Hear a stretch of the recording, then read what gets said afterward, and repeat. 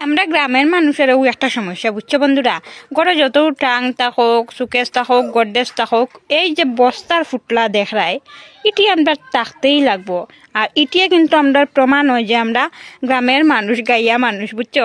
নমস্কার বন্ধুরা, শুভ দুপুরের শুভেচ্ছা রইল। তো তোমরা সবাই কিরকম আছো? আশা রাখি সবাই অনেক ভালো আছো। তোমরা ভালোবাসা ও আশীর্বাদে আমি কিন্তু খুব ভালো আছি। তো কোন খাইছি ভাত সকালের আর কি। তো প্রতিদিনও খাইমু করি বুঝছো।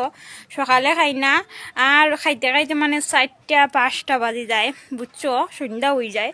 মানে এত পরিমাণে কাজের চাপ, আর বুলা সংক্রান্তি তো আইসে, এটার লিগে আরো বেশি কাজের চাপ। আর ছোটবেলা বুঝছো, মানে কোন দিকে সময় যায় নিজেই জানি না। তো কালকে থেকে মানে সকাল সকাল খাইলাই বুঝছো। কালকে আমরা 10টার দিকে খাইলিছি, 11টার দিকে খাইলিছি। আর আজকেও আমি অকন খাইলিছি, বাবাইয়া খাইতো না, একটু পরে খাইব। খায় না, এখন জোর করছি খায় না, তো তার আমার লগে খাইব। তো আমি শুধু ভাত খাইয়া উঠছি, ভাত খাইয়া উঠিয়ে একটু ফান খাইছি। আমার তো আবার ফান না হইলো হয় না, তো একটু ফান খাইছি। আর এখন কাজের সীমা নাই বুঝছো। কাপড় ভিজাইছি কতটি বুঝছো, ওদিকে কাপড় ভিজাইছি রোদ দেখিয়া। তো রোদ কিন্তু এখন মেঘলা হয়ে গেছে, রোদ গেছে গিয়া কয়দিন থেকে। মানে এত পরিমাণে কাপড় ধোয়ার চাপ পড়ছে, তোমরা কিতা হইতাম। বুলা সংক্রান্তির লাগিয়া মানে কাপড় ধোয়ার বেজান চাপ পড়ছে। আমরা ঘরের বিছনাপত্র সব কিছু ধোয়া কমপ্লিট। আর আজকে থেকে লাগছি শাশুড়ি মায়ের ঘরের মানে সব কিছু ধোয়াত আর কি। তো আমরা ঘরের কাপড়ের সাথে সাথে শাশুড়ি মায়ের মানে ঘরের দরজার পর্দা, টেবিলের পর্দা, তারপরে মানে টাঙ্কের ডাকনা টাকনা ধুইয়া দিছি। আর আজকে আরো কিছু ভিজাইছি, কালকে আরো কিছু ধুইয়া দিব। মানে কাপড় চুপড়ের মানে সীমা নাই, এত পরিমাণে কাপড় চুপড় ধুইতে লাগে। সংক্রান্তি আইলে তোমরা দেখাই দাঁড়াও। এখানোর মধ্যে এক বালতি বুঝছো, বালতির জায়গা না এখানো। ই বালতি 2 বালতি আমি গাইন যাইয়া থইছি বুঝছো। এখানে কিন্তু এটা হয়েছে বর্মশাইয়া খাতার উষা, আর এটা দেওয়ার বাকি রয়েছিল, তো এটা আজকে আমি ভিজাই লিছি।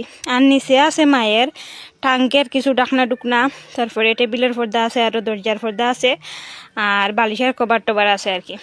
আর এখানে ওই দেখো, এখানেও ভিজাইয়া রাখছি বাবাইয়ের কাপড়, তার বাবার প্যান্ট গেঞ্জি। তারপরে এদিকে দেখো মায়ে বস্তা বাস্তা বার করছেন। ওই যে হইলাম, আমরা গ্রামের মানুষের যতই টাং টুং থাকুক, আমরা কিন্তু ওই বস্তাগুলো লাগবো। মানে যতই সুকেশ থাকুক, গডরেজ থাকুক, আমরা গ্রামের মানুষের এইরকম বস্তা আমরা লাগবো। তো এটি হচ্ছে গিয়ে শাশুড়ি মায়ের বস্তা। তো এই 2টা বস্তা কিন্তু খালি হয়ে যাব, মানে আর লাগতো না রাখা, কারণ এটার মধ্যে মায়ের লেপ আছে আর এটার মধ্যে আমরার লেপ আছে। তো এটি তো মানে শীত বেশি পড়লে এটি বাইরে যাব, থাকবো এই 2টা। তো এইটার মধ্যে মানে আমার বর্মশাইয়ের বাইয়ের ছোটবেলার ড্রেস আছে, এটার মধ্যে এটি যত্ন করে রাখছেন, মায়ে ফালাইন না।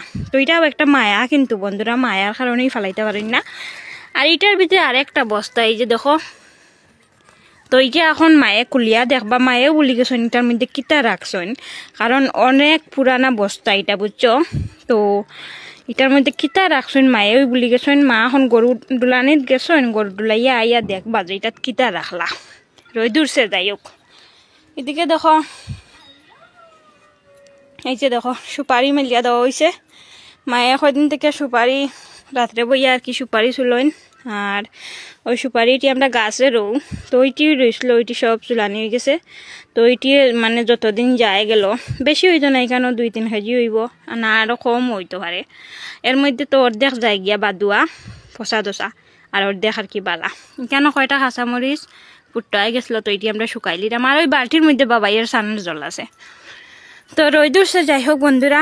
এই যে দেখো আকাশের ভাবটা মোটামুটি ভালোই আছে, ওতে একবার মেঘলা করে একবার রোদ তুলেইতেই আর কি।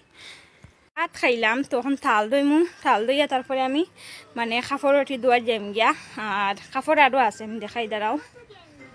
এই যে দেখো এটি ভিজাইছি না, আর আজকে ভিজাইতাম না, কারণ এটি আজকে ভিজাইলে আর মানে দোয়া সম্ভব নাই।